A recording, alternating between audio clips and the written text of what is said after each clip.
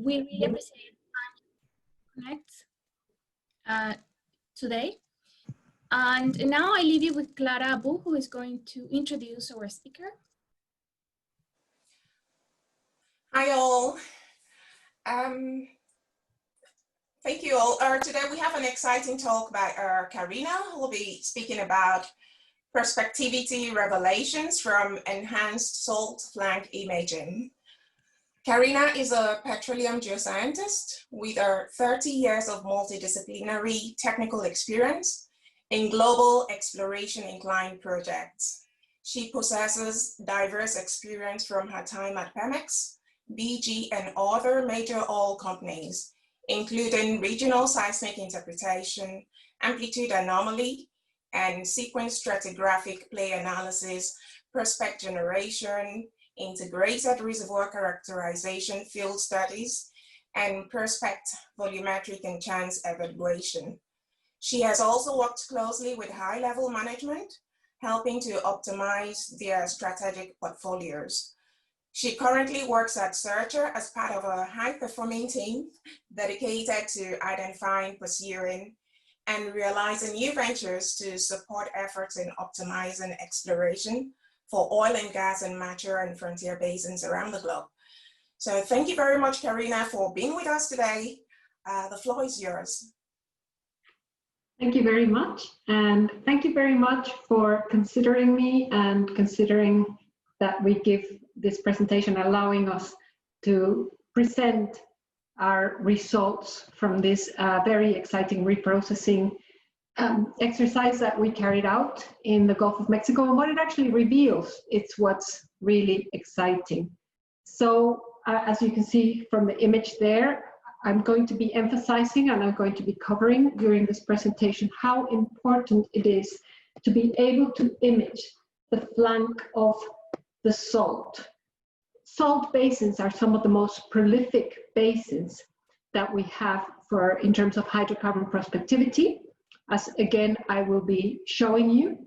And just being able to image correctly the salt, the top, the base, the side of the salt, actually allows us to identify prospectivity that maybe hasn't been seen before. It also allows us to understand how the salt has moved and and everything that is associated with that salt movement, which then impacts, both geologically and from a hydrocarbon prospectivity point of view.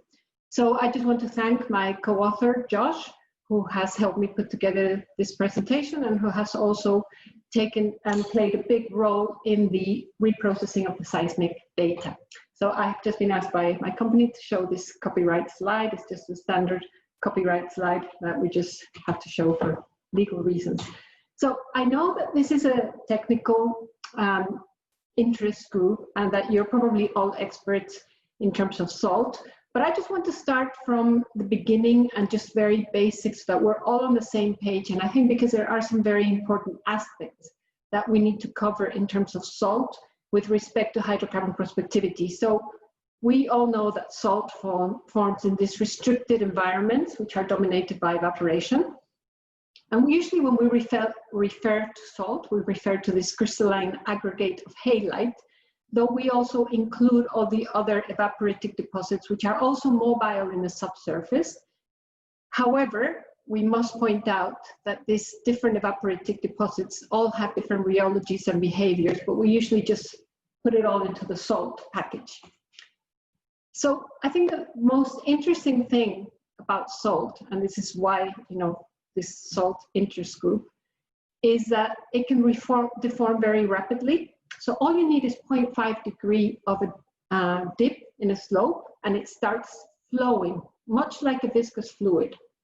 So it's deformed mainly by the differential sedimentary or tectonic loading, as we will see throughout the presentation. And it's because of this movement that these salt basins evolve and deform in a very complex way. And this is why we focus on imaging the salt so that we can understand this evolution and we can actually understand the prospectivity. And why is this so important? We have already seen that some of the most prospective basins in the world are salt-related sedimentary basins. So we have, as one of the best examples, the Gulf of Mexico, but we also have the North Sea, the Santos Campos Basin, Lower Congo Basin, and Zagros Basin. So all these basins, very prolific, all related to salt. And this is because salt has a huge influence on petroleum systems. So if we look at trap, halokinesis, which is the deformation and movement of salt, creates structural traps, counter-regional dips, and can even carry lithologies via rafting. So that's a very interesting concept. In terms of reservoir, the deformation and the movement of salt and this syn and post-kinematic deposition that we get actually controls the dispersal patterns, the reservoir distribution. So it can be very important for the creation of stratigraphic traps, can also impact reservoir quality.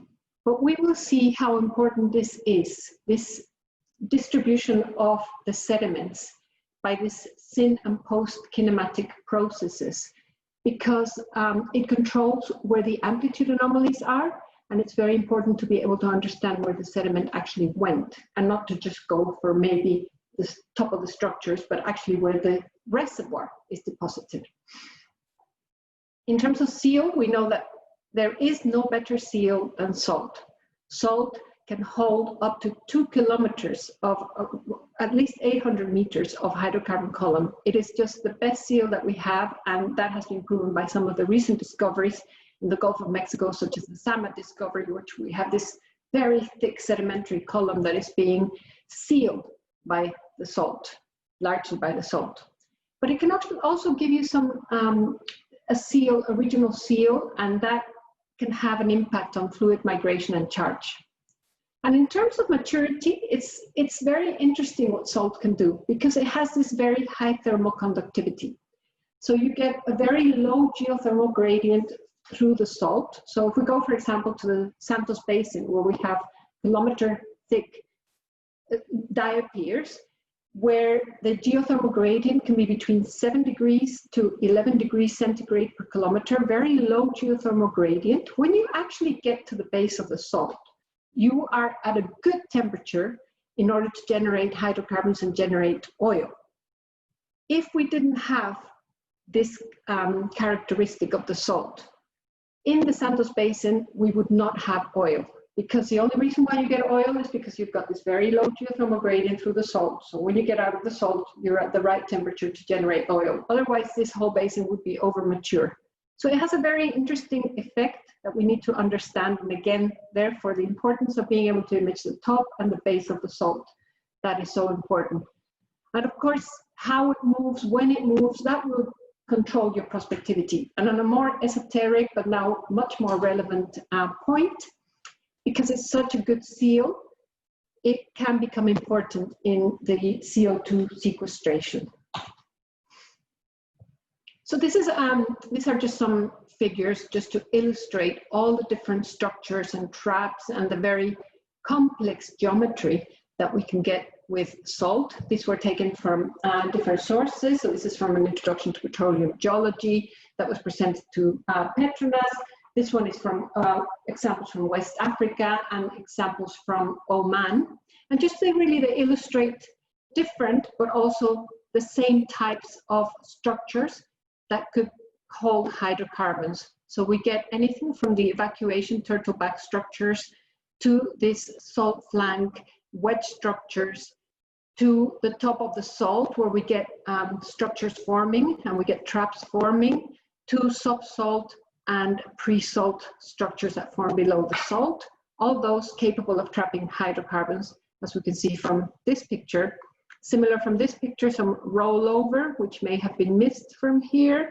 And then when we go over to this other illustration, very, very important, this overhang and this subsalt plate, which is so important in the Gulf of Mexico. And that is probably one of the hardest places to spot if you haven't imaged your salt flank properly.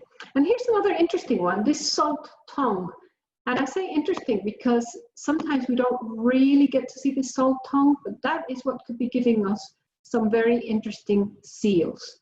So a whole range of very important structures that can form hydrocarbon traps. But please note the very complex, I mean, these are models, but it's illustrating nicely the very complex shapes of these salt bodies, and with their movement, the complex structures that they leave behind. And this is so important because it's going to give us great challenges in seismic imaging. So I've shown you the complex shapes. That's a huge challenge in seismic imaging. The steep dips, not very easy to image. The overburden, sometimes near the salt weld, you have higher velocities, and this is usually more difficult to model, and it's usually not modeled, so that's going to give you wrong shapes. That very strong acoustic impedance and velocity contrast that you get at the interface because of this characteristics of velocity and density of the salt can also give us challenges in terms of imaging. And of course, I said that even though we call it salt, and sometimes we think it's mainly halite, there are other evaporative components in there. And that variation in salt composition means variation in velocities. And that is, again, another challenge in seismic imaging. So all these conditions result in this very complex rate path. So when we send a sound wave down to the subsurface and it hits this very complex shapes, it comes back at all sorts of angles. You will get seismic velocity anisotropy. So this is when your vertical and horizontal velocities are different, and that's sometimes very difficult to resolve. And then when you're hitting your salt flanks at these very different angles, and you're getting all these different rays coming back, you will also get very complex P velocity to S wave conversions every time you actually hit the surface at a different angle. And these are all complexities which, believe me, make it, and I'm spending a little bit of time on this. Maybe a lot of you may not be into detailed seismic processing, but I think it's just really important to understand what we are facing in terms of the challenges when we are trying to image the salt flanks, because that is what will then make you aware of how we can actually improve these and improve our hydrocarbon prospectivity identification. And all these lateral and vertical velocity variations and the reflected refractions. So I think I make a point that we can actually end up with misleading salt body images. It's very, very complicated. The conditions make it very hard, and it's very challenging. And we face these challenges mainly in the migration and the velocity building. The other one that we found that is very interesting, and was a key one that we found in our processing here, is that we have to be very careful not to remove these tail diffractions. Sometimes they appear a long way away, are very strange, and can be removed. And if they are removed, when we actually migrate, we will never actually be able to image the salt properly. And that is a huge challenge, but it's one that we concentrated a lot on in our processing. So I just want to make you aware of that. As far as limitations, well, we're limited by, if we're doing time migration, we are going to be completely limited in terms of obtaining a good image of the salt flank. The basic depth migration is also going to give us a very poor image of the salt flank, because these algorithms are not really able to handle the distortion of the rate paths passing through the salt. So we do have some solutions, and it all starts with acquisition. So if we optimize the acquisition, and there is wide, multi, and full azimuth acquisition, which will help us.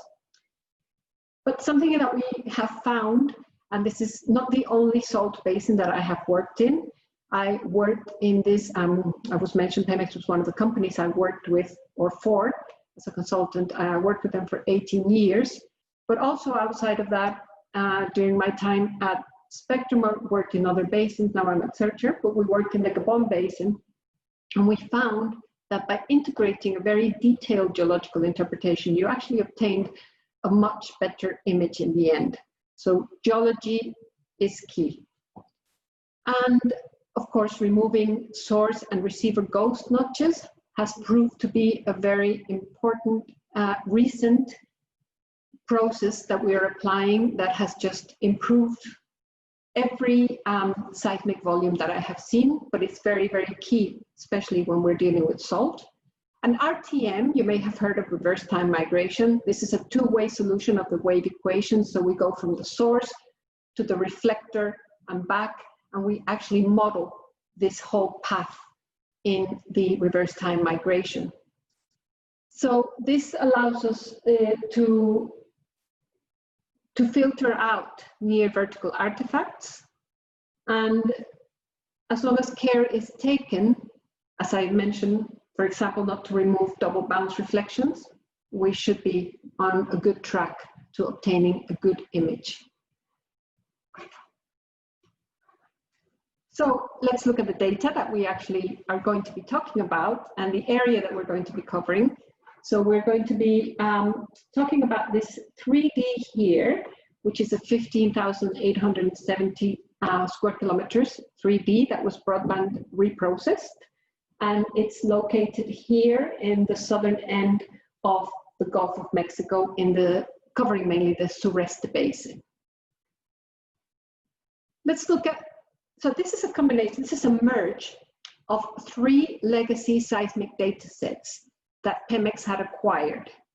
They were the Holok Alvarado, the Cequi 3D, and the Bolol Norte 3D. So you can see here how they overlap, and the idea was to actually merge these so that we could obtain one contiguous data set, and we could look at this whole area with just one improved data set. If you look at the different acquisition parameters, you can see that they do have differences in streamer length. So particularly this Bolol Norte only has a 6 kilometer streamer length. They were towed at different depths, different separations, with different total acquisition time. And they were shot by different companies with different acquisition parameters. So that in itself presents a challenge when we are reprocessing these data sets. So just so that you get an idea, we did do a very detailed review of the processing that had been done before, because there is no point in going into an area and just because you would like to reprocess the data set so that you can resell it, if the original processing is good enough, there is no point in doing this. And so we just had to actually confirm that these surveys required reprocessing. And if you look at our evaluation or review of these different surveys, you'll see that, for example, the Holok Alvarado 3D, we looked at the RTM, which was the most recent reprocessing, and that one had a smeared look. The flanks of the salt were not well imaged. The base of the salt was not imaged at all. And I am going to show you some examples of before and after, so you'll be able to see how all this was actually improved. There was no broadband. The velocity didn't match the well data. And so we believe that good uplift could be obtained through reprocessing. And then you look at the Cequi 3D, which is the one in the center. That had no RTM. This was very, very bad depth imaging. It was a monochromatic PSDM version, so it looked like it had only 20 hertz. You'll see how it is smeared, and it has many migration swings when I show you the examples. The PSDM was okay, but I did say when you're interpreting or processing in time, you will not be able to image the salt. So nothing seen in the subsalt in this one, and no broadband. And finally, the Bolol 3D looked good up to the top of the salt, and then salt interpretation was poor, which means that your flanks and base of salt could not be seen, no broadband. So basically all this required reprocessing. And the goal really was to improve this post-salt and subsalt imaging through a comprehensive broadband PSDM workflow. So this would bring in the broadband aspect, would bring in the depth aspect, we would be looking at generating RTM, etc. And this was to create a contiguous 3D volume so that we could actually look at what this talk is about. And I will get there, believe me, I will get there. But I just want to show you how we actually got there, because what we wanted to do was to identify the salt-related prospectivity that may have been missed in previous surveys. But of course, we had challenges. I already showed you that there were 3 different data sets. The Bolol Norte had this limited streamer length, it was only 6 kilometers, and just the parallelization of efforts in both time and depth of the 3 surveys. And one thing that I didn't write down on here, but one thing that was a big challenge was the time, because of course we were reprocessing this survey in time for the round. So that meant that there was very little time or limited time in order to do this, to achieve this. So don't worry, I am not going to go through this processing flow in detail. I just want to highlight that there were some really key steps. So if you look at the ones that I have highlighted in red, for those of you who are more into processing, you can look through the whole sequence. But for those of you who may not be so much into the processing, I just want to highlight these different steps that were key. So first of all, the early denoise was critical to ensure that the diffractions were actually kept. And that was one of the things that I mentioned at the beginning. When you look at the dog broadband, we made sure that there was phase consistency, especially at the lowest frequencies. So, because if the phase correction is even slightly out, it can really impact your image. And that's because of the very low, extremely low frequency nature of imaging near vertical features. So that was a very important one. And then the D-multiple actually had improvements over the D-multiple that had been carried out in the previous exercises. And many trials were done with different subtraction methodologies. But really the biggest benefit when you look at the right was in the depth imaging sequence as a whole depth imaging sequence, because we licensed all the previous velocity surveys from CNH, and we ended up scaling, smoothing, and merging them for our initial model. So this was the input to the isotropic tomography work. And we did a lot of QC just to make sure that the gathers were all flat.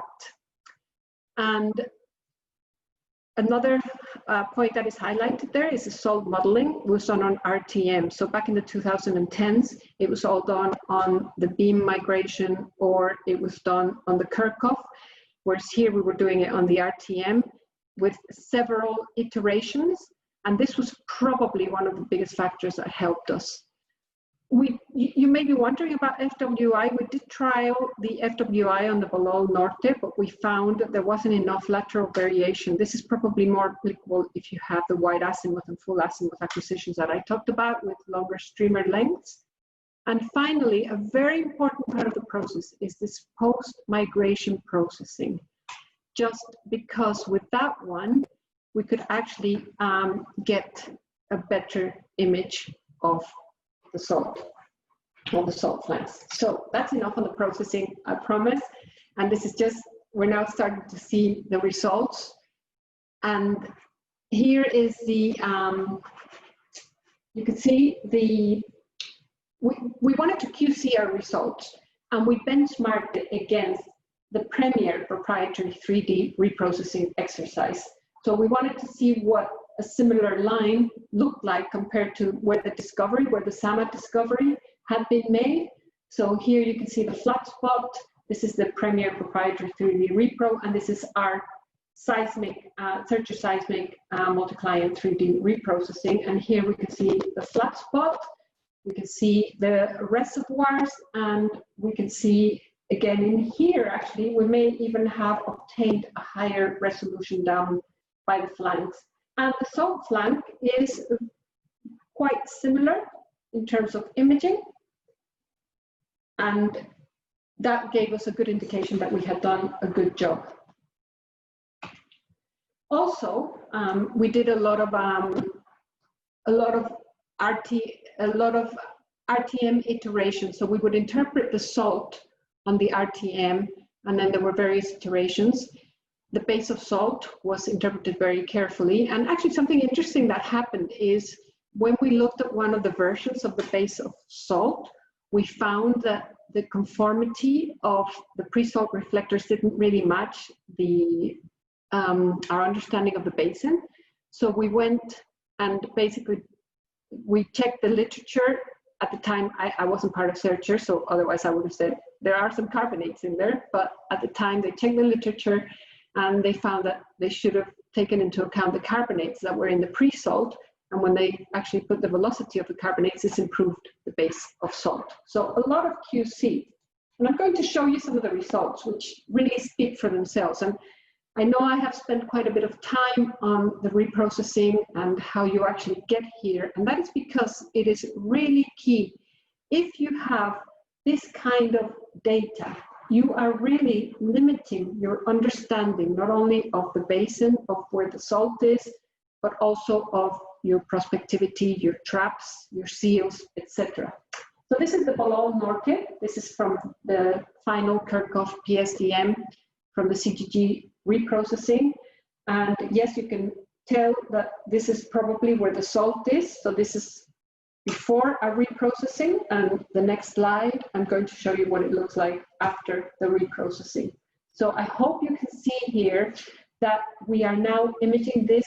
So whereas here, you may have thought that this was probably one big salt diapir, we can now see that this is actually a bit of detached salt, allochthonous salt here that has just been pushed into here and has actually separated from the main salt body. And that is really important because if you look below it, now you can see the sediments and you can see some folding and you can see some structures. Important in the Gulf of Mexico, in the northern part, in the US counterpart. And again here, look at this salt body, compare it to what it was like, what the imaging was like before. And it's not only the salt flanks that have improved, but also the whole of the post-salt section and the base of the salt, we can now see much more clearly. We can see, again, in that post-salt section, we can see this internal geometries much more clearly. And of course, this is at the point at which the DHIs start showing up. So you start seeing these high amplitude anomalies, which you couldn't really see before. So that's one example. This is another example from the same survey. Now this is a PGS processing, the final PSTM. Here, I find it, personally, I had quite a bit of experience working in the area, but I find it a little bit hard to see exactly where the salt is. I mean, I would probably say, oh, it looks a bit dimmer in here. Maybe this is where it is, but I would still be not too sure. So this is before the reprocessing, and this is after the reprocessing. And now we can very, very clearly see that base of salt. And by seeing that base of salt, we know that this is our sedimentary sequence, and we can look for structures below the salt because we know the salt is a very good seal. So it does stop us from making a lot of mistakes, or from drilling, or from not drilling because thinking that we have a very thick salt, or thinking that we may not even have salt. But look at also the improvements in the section which is not exactly related to the salt. So that again gives us a much better data set to interpret the structural complexities that we get here. And I'm going to show you how we get to these very complex structures. So I'm here in the Gulf of Mexico in this area.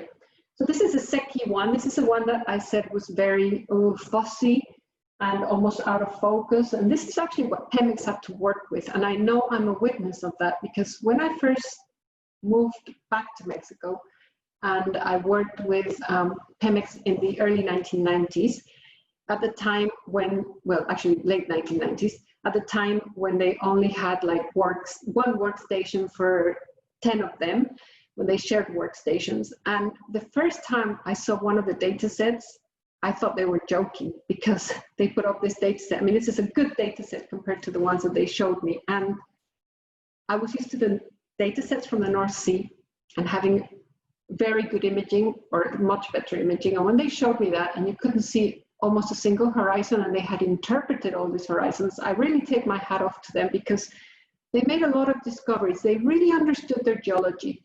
But anybody coming from outside and just looking at this, I think would you would agree with me that you would find it quite hard to know where the base of the salt is and where your prospectivity is. So we really need to improve this imaging, and we did.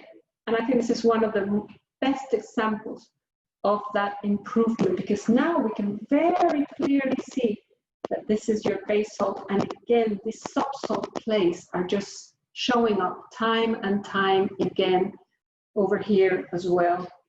And then this is just really in the black and white color bar, because sometimes you can just see the base of salt much more clearly with these color bars. So really it's a matter of playing and using both of your color bars.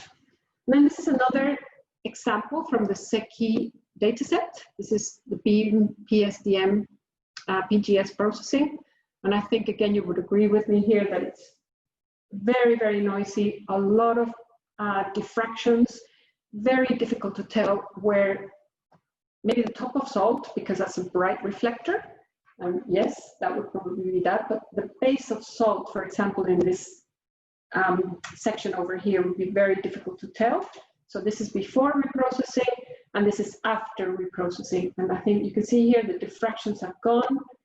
We have identified the top and the base of salt. Some structures are now showing up nicely, and so are the amplitude anomalies, and basically a much more improved image.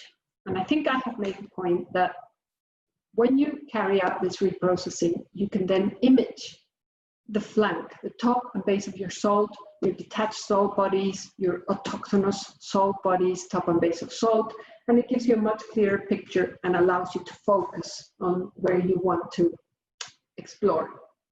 So now we're going to go back and look at a little bit of geology, because that's a really important part of understanding what's happened in this area. But first, just to give you the setting in terms of the structural provinces, this is the 3D, and here we have it. You see that it's mainly over the salt basin. So we have the Campeche 6B salt basin and the Saline Comacalco basin, both which are salt basins. So most of the survey, as you can see here, is actually in the salt province. But we do have a bit of the survey in the fault belt, as you can see here, the Catemaco fault belt and the Mexican Ridges fault belt. So we have a good regional coverage as well, but our focus here will be mainly in this area where we have salt. So if you look, this is a Cox well here, and we have the Cox well here. This is a time slice of the seabed, and it's just to show you that the resolution that we've got, it's to show you two things really. The resolution of the survey that we reprocessed is excellent. So we can actually see this shelf break, we can see this anesthetic faults, but very excitingly, look at these pock marks. And these pock marks are just everywhere and are showing us that we have a very, very prolific petroleum system that is active, generating hydrocarbons at the moment. And interestingly, the pock marks are outside of the wells that were drilled, which were dry. So that's, again, something that is just something to bear in mind. So I'm going to walk you through the paleogeographic tectonic stratigraphic evolution of the basin. And for that, I'm going to use a couple of support images. One is the stratigraphic column here that was developed by CNH. And the other one is this paper, which was put together by Ricardo José Padilla et al. And it's from the Boletín de la Sociedad Geológica Mexicana. And the reason why I like this particular paper, or the way they illustrated it, is because you've got your present day coastline and present day setting just showing where you have your paleo environments present. So it kind of just puts them into the present day setting. And so we're going to start off with the rifting phase, which is when the Gulf of Mexico opened up, and that was with the fragmentation and spreading of Pangaea. And we have the continental red beds, which were deposited here. Then we go into the Calobian, just to, for all these illustrations, orange is where you have immersed land or where you have land. This blue color is where you have sea, and this dark blue color in this particular case is ulitic vars, and this black color is salt. So when we get into the collobian, we get low circulation, high evaporation rates, and this allowed for the deposition of very, very high volumes of salt. This would have been one contiguous or joined up salt basin, but after the rotation of the Yucatan Peninsula and the spreading of the Gulf of Mexico, we have separated the salt basins, but this would have been one big salt basin at the time. So that's when we get the salt deposition. So at this time, once we get into the early Chemeridgian and we start just going into thermal subsidence, the passive phase, we get weak early deformation, maybe some small salt pillows, so the salt just starts to deform. Then we get into the next stage, which is when we get, here you can see the Tethonian source rock is just deposited everywhere, and we mainly have carbonate deposition during this time. We have some, in the Actian there was a clastic pulse, but we're mainly in this time of thermal subsidence. So what the salt will be doing, it will just mainly be passive, and there may be some reactive salt gravity extensional tectonics at the edge of the basin where we're maybe bringing in some more sediment, or just with the actual loading of the carbonates that might give you some of this reactive salt gravity extensional tectonics. But as you can see from this illustration, not much yet. Then we move into just to Paleocene, because we have the Laramide orogeny, which formed the faults and faults in Sierra Madre Oriental, and this completely changes the input of sediment, and we are now bringing more clastic sediments into the basin. So you can see from this illustration that we're getting this change from maybe having this carbonate deposition giving us some loading, and this is how you actually generate salt movement. You can have these propagation or deposition, you can have extension, and this is what I meant by maybe at the edge of the basin you have this reactive extension. But now that we've got this major uplift, and then in the Paleocene, I'll go to the Paleocene in a second, but when we get this major uplift, we get some maybe tilting, and we get some foreland basin forming, and that's when we have some of these more this more active salt movement, but not quite yet. Here we're in the Paleocene where you get that regional seal that you find almost everywhere. It's a very extensive regionally deposited shale.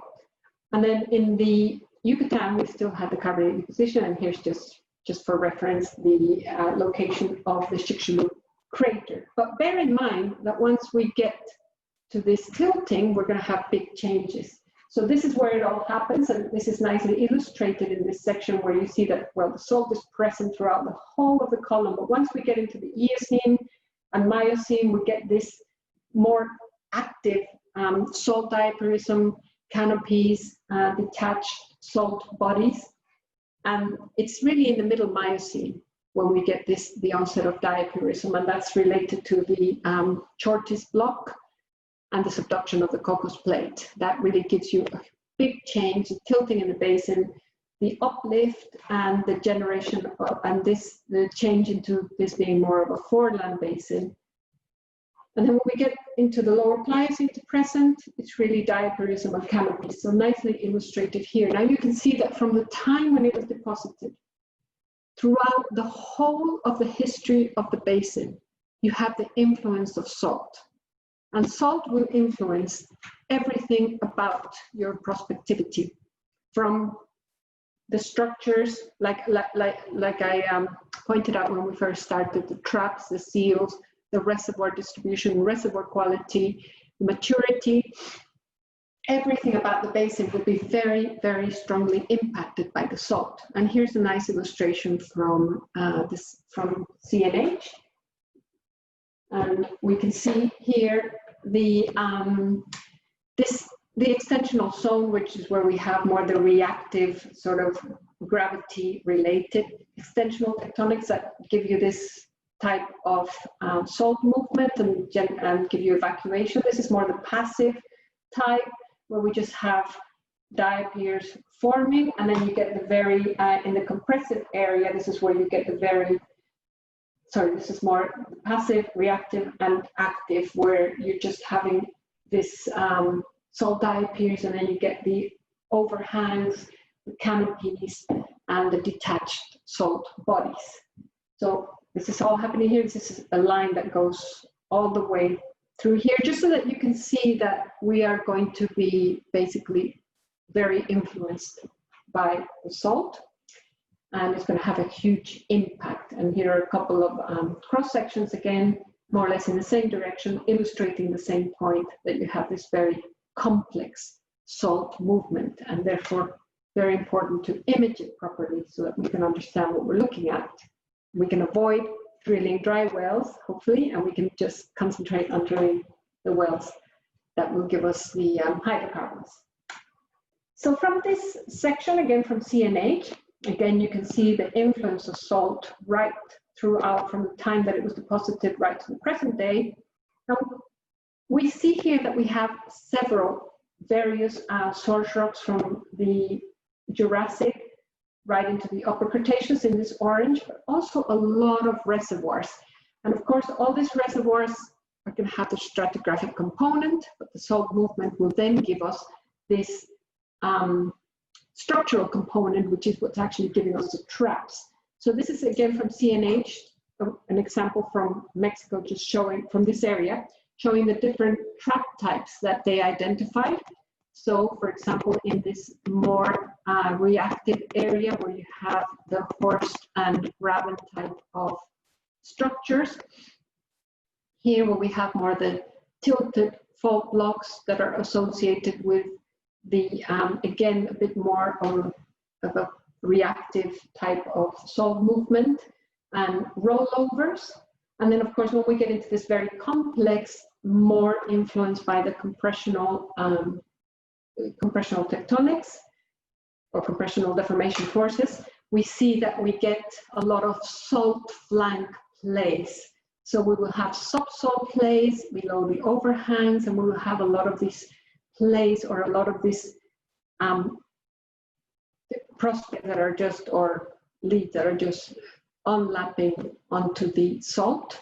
And that is probably where the biggest prospectivity lies.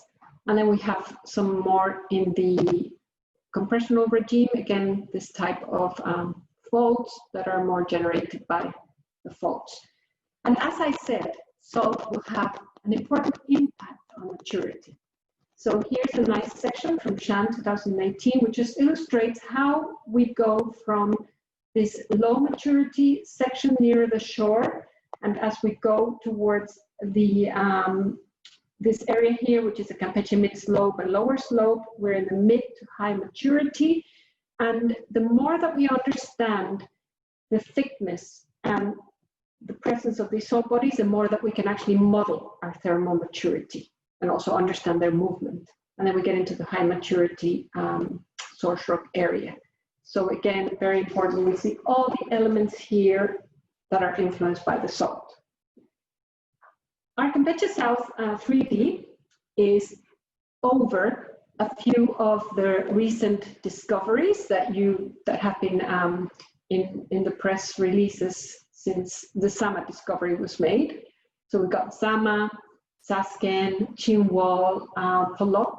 And what is nice about this data set is that it allows us to look not only at discoveries, but also the dry wells and try to understand what is it that we can target, or what is it showing us that is not actually working in this area.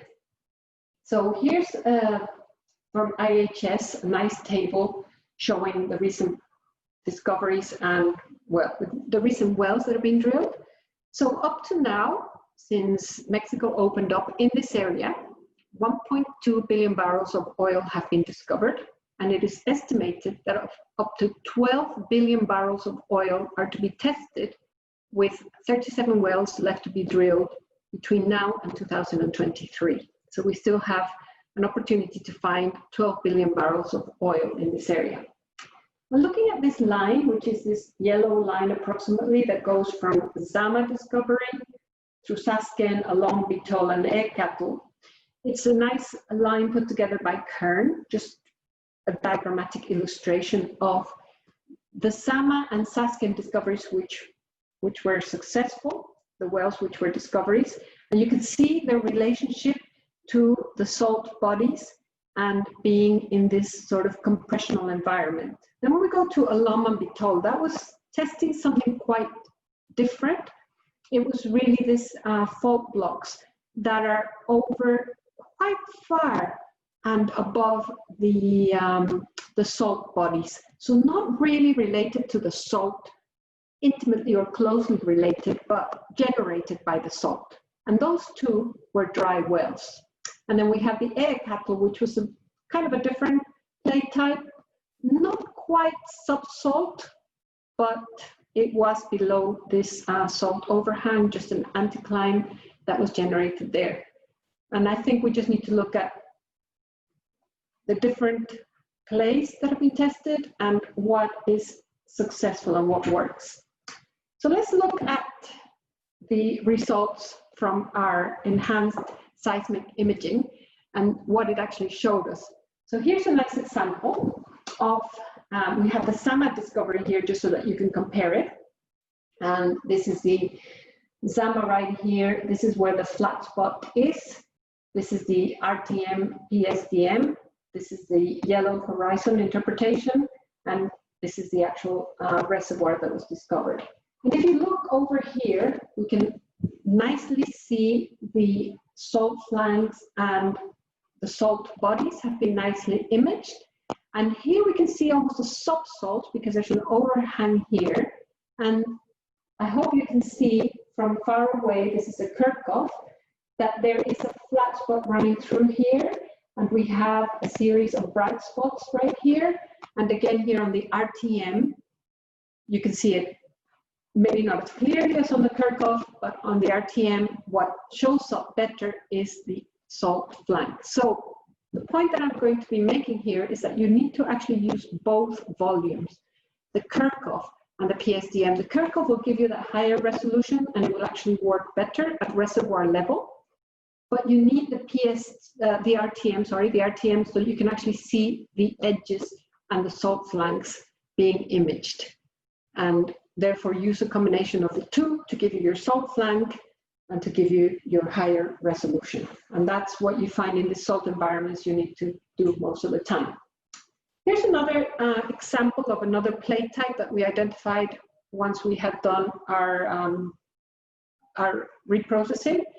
And here is a salt body, nicely imaged here on the RTM, and an anticline here, where you see the high amplitudes towards a crest, an amplitude shut-off point about here. And it just seems to be associated with this propagation fault, which has a steep forward limb and maybe not such a steep back limb. And here we can see that the anticline plunges towards the northeast. And these strong overlapping events that we have on this horizon, the purple horizon, which is the one that's gridded here, indicate that we probably have a middle Miocene to older structure being formed here that was formed by the Chiapaneca orogenic event, which I described earlier.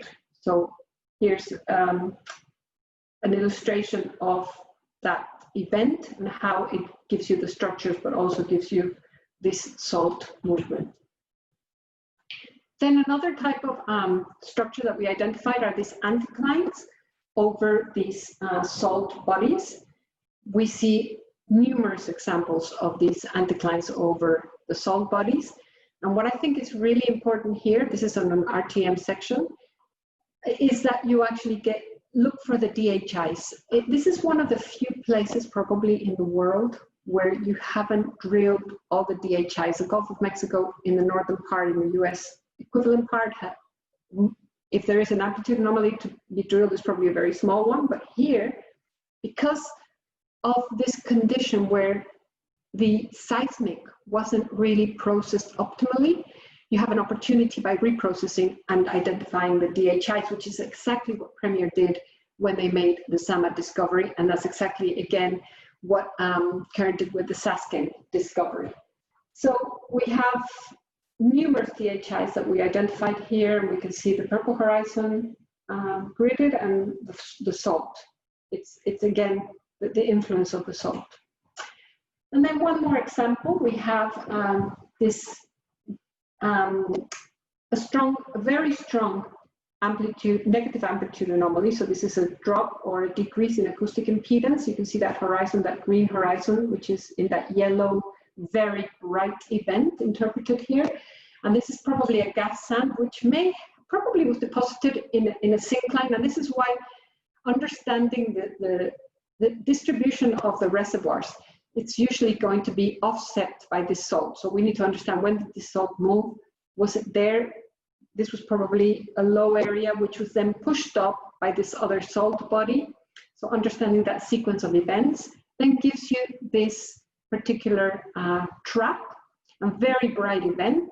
And we can see some other possible DHIs here. These yellow events are probably DHIs. And what we find is that above these gas sands is where we get this abundant pockmarks. So we see numerous pockmarks. They're very clear on the seabed, and I think they're indicating that there is a lot of hydrocarbons still to be found here. And of course, this very bright amplitude anomaly tells us that it's probably more than just high porosity. So a few more examples just to show you what the discoveries look like. So here's a recent discovery, and this is the Kirchhoff. The Kirchhoff is showing us the high resolution, so we can see the flat spots here. And on the RTM, again, you can see the flank, the salt flank is much more clearly imaged. And you can see the horizons terminating against that salt flank. But of course, the flat spot, the resolution is compromised by the lower frequency. So again, using both data sets is what you need in order to find these, in order to identify your prospects or your prospectivity. So here is actually 80 meters of net pay of good quality oil. And it's, again, this is quite unique because in this area, oil will give you these bright spots and will give you these DHIs. That we need to look at amplitude anomalies, and we need to understand the distribution of our reservoirs. We do have this 3D that will allow you, through the analysis of amplitude anomalies, to identify examples like this, where we have this submarine channel on the flank.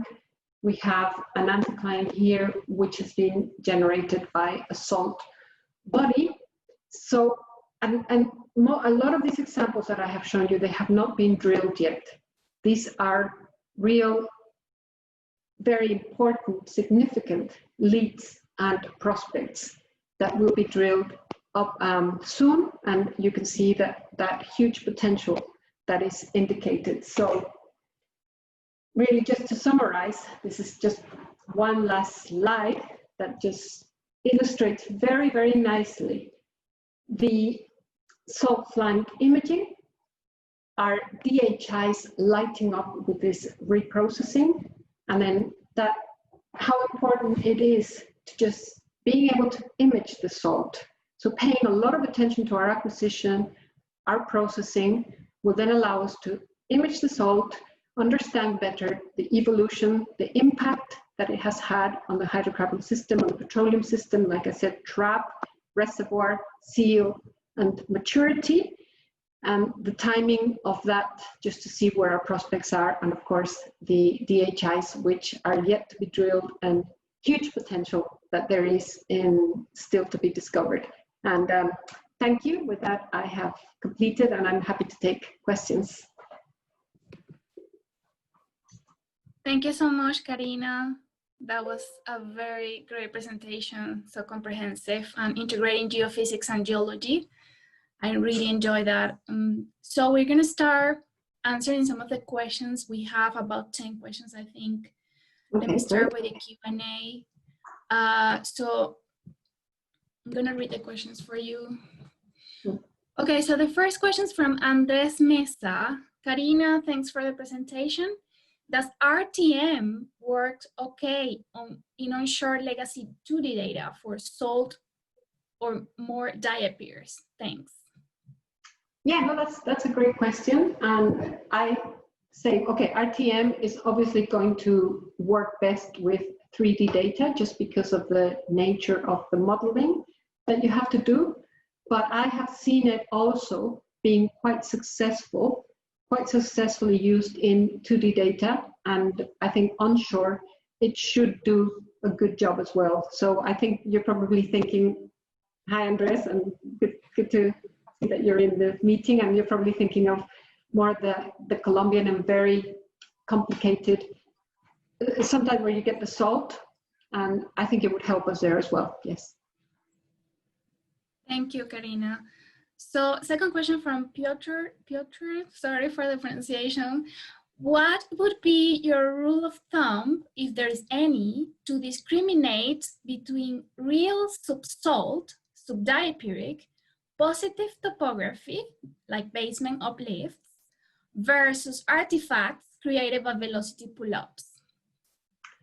Great question, and I think that it all really comes down to good processing, because what I find is that the more iterations that you have, the more that you actually work on your top and base salt, the less of these velocity pull-up artifacts that you will get.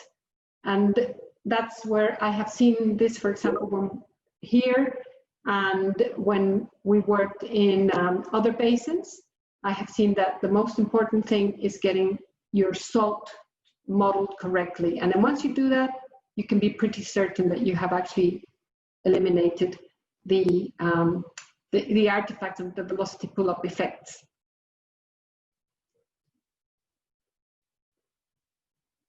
Thank you. Yeah, that was great. Thank you so much, Karyna. So third question from Nasir. Hi, Karyna. Sometimes in compressional regime, salt is not visible on the seismic. The reflection looks like other sediments. What may be the issues? What may be, sorry? What was the last thing you said? The issues. Yeah, oh, what are the reasons, I guess, yeah. Okay, so there can be a few different things. I mean, it's all about the composition of the salt is important, because that will in turn give you the velocity and density contrast. So where we're seeing salt here is because we have this important velocity and density contrast with the sediments. But as you go deeper and as you have different salt compositions, you may not be getting this actual contrast and the interface between your sediments, your velocity times the density of your sediments, versus the velocity times the density of your salt body. That could be one issue. So it depends on that contrast, whether you actually get the salt body imaged. The other thing is it could be that it's quite thin, so you are just below seismic resolution, even though if you have the velocity and density contrast, you will see the thin salt. And I would say the other thing is maybe your modeling. So if you're not quite achieving the right modeling, if you're getting rid of some of these diffractions that I mentioned earlier, like you're getting rid of diffractions because you think they're noise, you will never be able to see your salt when you migrate. So there could be a few reasons why. Thank you, Karyna. So I'm going to move to the chat box, just seeing the order of the questions. So we have one from Jagat Deo. Did you output RTM gathers to change the model? If not, what is the objective function in RTM to change the model, or is it geology driven? Yes, that's a good question. No, as far as I know, we did not output RTM gathers. That's a very rare thing to do, even though it would be extremely expensive as well.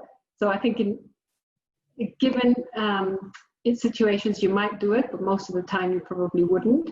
But I would say that with the RTM, how we used the RTM to our advantage was that we were actually interpreting the top and the base of the salt on the RTM rather than on the beam or Kirchhoff migration. So every time the RTM or an intermediate RTM came out, that was what was used. And so it was used mainly for, yeah, geological interpretation, I would say. And that's what helped the model. Thank you. That's great. The next question is from Aruna. Hola, Aruna. Hi, Karyna. Thank you for an excellent presentation. I particularly enjoyed the integration of your geological knowledge with the seismic interpretation.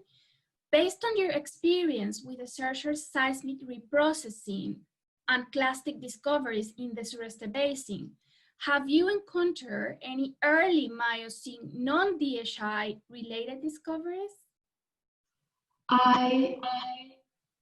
Non-DHI is actually quite rare. I haven't personally seen it in this particular volume that I am referring to. I usually find that there is a bright amplitude anomaly and that there is a DHI just because of the actual contrast that you get between your hydrocarbon-bearing sediments and your sediments without hydrocarbons. So I haven't actually seen, at least in this data set, any discoveries that don't have the DHI. Therefore, I think, the DHI is very important. And I'm just talking about the salt-related, the salt-associated ones. So the ones that are sort of in that salt basin, because of course I'm not talking about the fault belt, but just in the salt basin. In my experience and from what I have seen in this data set, it's related to DHI. Hi, Aruna, by the way, thank you for your question. Thank you. So next one, I'm going to move back to the Q&A. Gabriel, hi, Karyna, thanks for your presentation. In your experience, do companies drilling salt-related stratigraphic traps pay enough attention to salt movement timing or timing of salt movement, taking into account that salt reactivation could have had an effect on migration pathways, spillage, or depletion? Yes, and I think you touch on a very important point. It's even when you have, so I was emphasizing the fact that you need this salt, good salt flank imaging or salt body imaging in order to better model the timing of your salt movement. But in this area, because it has been constant, and I showed you the different triggers for this salt movement, it's very, very difficult to actually model this reactivation. And I have found that this stratigraphic component, sometimes we pay more attention to the structural component and we lose track of the stratigraphic component. So that's a common thing. I think it's now, we are paying much more attention to the stratigraphic component than we used to. But that is, reactivation of salt is a key issue, and it is one that's hard to image. The better your image, the better your chances of modeling it out. Thank you. Are you okay to continue answering questions? I'm fine to continue, yes. Okay. Yes, I'm thanking everyone else. Okay. So we have one first from Sergio Calles. Karyna, thanks for sharing this. On the area that was processed, it's nice how salt bodies can be identified. Is it also feasible to recognize salt tongues? Yes, yes, it is. I may not have shown it in the examples that I showed, but you can see some salt, quite thin salt tongues. So that's what's so nice about this. And of course, that all comes from the RTM modeling. So your RTM will indicate, you iterate, you interpret top and base, you get a second RTM, which may show you, oh no, that was not quite right. Then you adjust it, and it's just an iterative process. But yes, you can see salt tongues. Thank you. We have a question from Peter. Thanks for the presentation. Could you expand on the pre-salt carbonates you mentioned? This, please. There is also evidence that the salt was not just passive during the Jurassic and Cretaceous. Kimmeridgian ooliths appear to be controlled by salt-related structures. There are also indications of compressional tectonic events during the mid to late Cretaceous that were also significant. Yeah, no, and I agree with all of that. I think we're just trying to simplify. And actually, in my simplification, I agreed with you because I never really said passive. I think the salt was either in some sort of reactive mode because you have either because you have your sediment deposition, which is influencing it, or because you have some compressional events which are not going to be major or regional compressional events, but will have a local regional or compressional event, sorry, a local compressional event that will obviously influence the salt movement.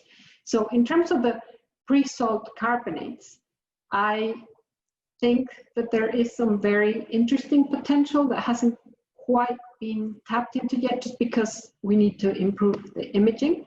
But I think that there is definitely some potential there for this pre-salt carbonates. And yeah, I think, did I cover both questions? Yeah, that was good. Thank you, Okay. Karyna. There is a comment here from Gabriel Perez.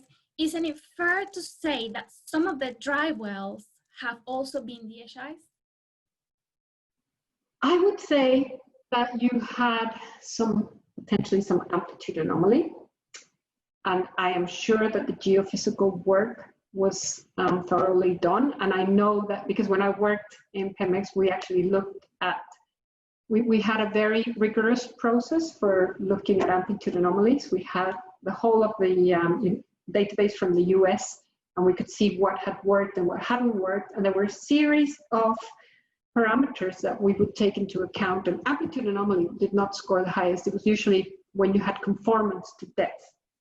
Now, I haven't looked at those amplitude anomalies, whether they actually conform to depth. But we also found that sometimes you can have depth conformance, and you can have it for other reasons. So one is fizz gas, and the other is sometimes it's a diagenetic contact. So it's very difficult with DHIs sometimes to tell whether they are hydrocarbon bearing or not, and you will sometimes fail. I think the more parameters that you look at and more of these indications, the more characteristics, the less likely you are to fail. But I would say it's fair enough to say that there were indications of possible DHIs associated with some of these failed wells. So then we've got to look back again, and like I showed you that current section, which just very nicely showed that we were looking at this salt flank and those plays that are quite closely linked to the salt, and those seem to be working, whereas the ones that were more sort of structures that were generated by salt movement but were not closely linked to the salt didn't seem to be working. So there may be other factors that are coming into play, like are we getting hydrocarbons migrating up into that area, and maybe just shows, you know, so there are a few things to consider. Thank you, Karyna. We have more comments and questions. So I'm going to read a comment from Mana Sahu. Hi, Karyna. Nice presentation. Appreciate your tricky integration and interpretation. Enjoyed your presentation. Thanks for your time and effort. Enjoy the rest of your day. So we have Mark Rowan asking, Karyna, did you input a constant velocity for the salt, or did you allow it to vary? Oh, great question. Yes. Can you please provide actual values used? I don't have the values off the top of my head, but it was a salt flood. So we didn't allow it to vary in this particular example. It was just a one value, but I don't know the value off the top of my head. But great question. Yes, I have worked in other areas or in other projects where we have allowed it to just vary, but this is based on gather flattening. And then you think, well, when there are no reflectors, how much can you actually justify that? And then some other areas where you have a bit more of a control based on seismic facies as to what the salt composition is. And there, for example, in the North Sea, I've seen that where, you know, halite and hydrite, and then you can actually vary according to that. But here, it's a bit more difficult, so we just use one value, but I don't remember what the value was. Yeah, ideally it would be great to vary, right? So there's some indications of cover-up there. Okay, so I'll continue because there are many more questions here. Let me know if you're okay to come. Yeah, I'm okay. I'm doing it. Yeah, for another 15 minutes, I'm fine. Okay. We have a comment from Leo, one of our co-leaders. Absolutely amazing talk. Thank you so much, Karyna. We'll enjoy it. Thank you. Unger Congratulations, Karyna. Many thanks. Nice results. Yes, the velocity is key parameter and the contrast between the sedimentary deposits is crucial. What is the range of velocities? More velocity. Great. Yeah, so I will definitely have to get back to you on that one. So I don't remember the actual velocity of this particular salt body. So I would be lying to you if I said, yes, this is what it is, but I can definitely find out and I'll remind myself, yes. Yeah, I can see Jagat. He asked again in the Q&A. He was the one who asked about the RTM gathers. What is the objective function? Okay, so we already answered this one. He wants to contact you offline afterwards. Yes, for sure, yes. We'll be happy to do that, yeah. We have Jonathan Quintero. Thanks, Karyna. I really enjoyed your presentation. In your experience, there are differences in the use of seismic RTM. Oh, we've lost you a little bit there. If you can still hear me. Oh, we lost you a bit there. I lost your, you dropped off a little bit, so I didn't hear the question. Sorry. Yeah, my connection is a bit unstable. So he's asking if there are differences in the use of RTM onshore and offshore, what processing you recommend in each case. Right, well, RTM is just really a wave equation model, and it just considers, like I said, source to receiver and back again. So it just adds that back again into the wave equation. So you can use it both onshore and offshore, treating the onshore data with obviously the different treatment that you have to give it based on your statics. But I think once you have corrected for that, then you can apply both RTM onshore and offshore. I have mainly seen RTM results offshore, so I can advocate for those and I can say that they are great, and that mainly with 3Ds. But I have seen, haven't worked closely with, but have seen examples where RTM also works onshore. So I think it's something definitely to try and improve the imaging in salt basins in onshore. Yeah. Thank you. One more from Di Chao. Thank you, Karyna. Have you done this kind of reprocessing in Brazil, Santos, and Campos Basin? Because here several dry holes or subcommercial holes drilled, mainly due to salt windows leakage. Here they can only predict 50 meters thick salt. Do you think your work improved drill success rate in Brazil pre-salt area?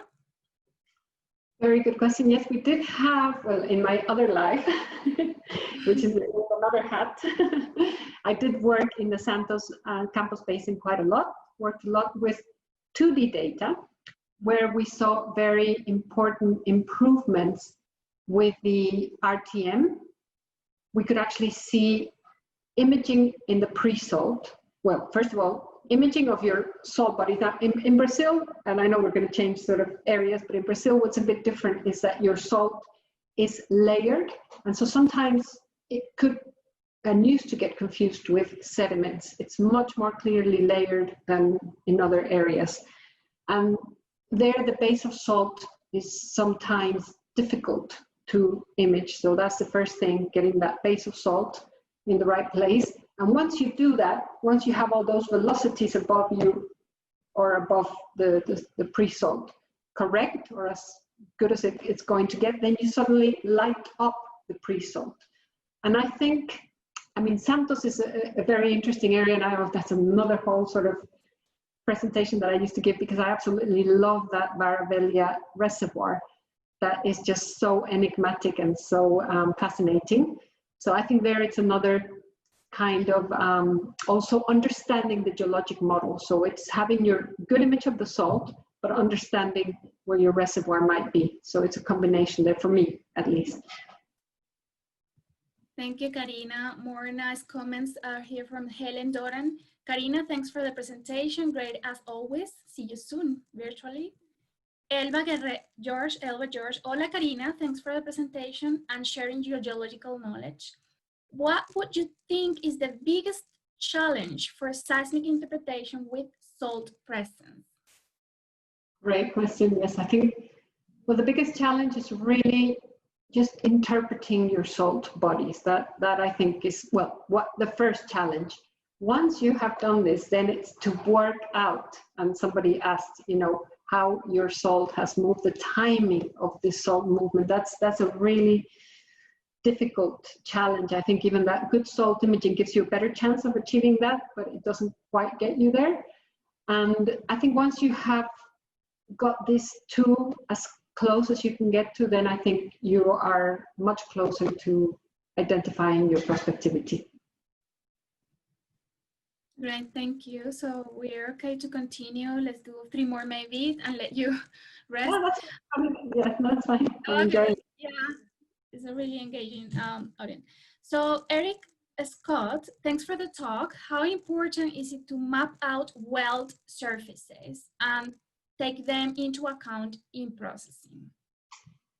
Oh yeah, no, that's very important, because what I was saying at the beginning is that because you've got this velocity increase at those weld surfaces and we don't usually model them, then it's important to do that. And so, and we don't pay a lot of attention to that area, but it's an important area to pay attention to. Then you've got a better chance of imaging below that salt well. So yes, that's an important point. Yeah. Yes. Did you observe, from Helmut, did you observe VHIs below salt overhangs? Yes, definitely. Yes, I think I showed the first example that I showed, after, maybe because I showed so many, but that with that funny color bar, or that sort of pinky tone color bar, that one had a nice DHI with a flat spot beneath the salt overhang. So I think that's one example. Yeah. Thank you. A question from one of our co-leaders. Thanks, Karyna, Clara Bu. Thanks, Karyna. Were other geophysical measurements integrated in defining the salt bodies? How well does the velocity model conform to the geology of the area? Yeah, well, I think what we did is, like I said, we used the velocity models that came from past processing. And once we started iterating, then your iterations start changing and adjusting your velocity model according to the geological variations, hopefully. So the velocity model is at least quite conformant with the horizons. So it's not completely off, which we sometimes find when we have this velocity modeling. And I think apart, in terms of geophysics, it's mainly really the velocity and the interpretation of the top and base salt that was really key. Yeah, thank you. Nice comment from Daniel Olivares. Hi, Karyna, thanks for your time and effort. Nice presentation. Gabriel Perez, I would say that Cholula falls into the second category she mentions, if I understood well. Second category. Oh, yes, you would. That was good memory. Yes, it would. And yeah, it's quite different. And it's this tilted fault blocks that you get above, or this collapse faults that you get above the salt. I think that's where it falls, yes. Thank you. So moving back to the Q&A, we have Sebolot asking, when you talked about pre-salt carbonates, are they actually pre-salt, Triassic, Jurassic, or subsalt Cretaceous? No, I was talking about the pre-salt. Yes, pre-salt, Jurassic, Triassic. Yeah, maybe, probably Jurassic. Yes. Mm-hmm. Correct, thanks. In the Triassic, you would mainly get the clastics, the red beds, but once you get into the Jurassic, you could potentially get some carbonates. So, yes. Definitely. Yeah, so another nice comment from Elodia. Excellent presentation. Nice to see you, Karyna. I think this is the last one. Thanks, Karyna. Very nice presentation and very effective method. Thank you. Waiting for your future lecture in Brazil pre-salt area. So that was from Yi Xiao. He asked the question about Santos. Okay, well, thank you. Yeah, so I think that's it for now. From what I can see here in the chat, that was amazing. Thank you so much for presenting. Thank you very much. Thank you everyone for your comments, your questions. They were great. Yes. Yeah, it would be nice to have you as one of the mentors because you have so much experience in salt. So we'll contact you, definitely. Thank you. What have I let myself in for? Great. Sure, no problem. Thank you, Karyna. Thank you, everybody, for connecting. So we're going to let you go now and see you in 2 weeks. Thank you. Thank you. Thank you, everyone. Bye. Thank you, Bye. Karyna. It was wonderful. Thank you. Bye.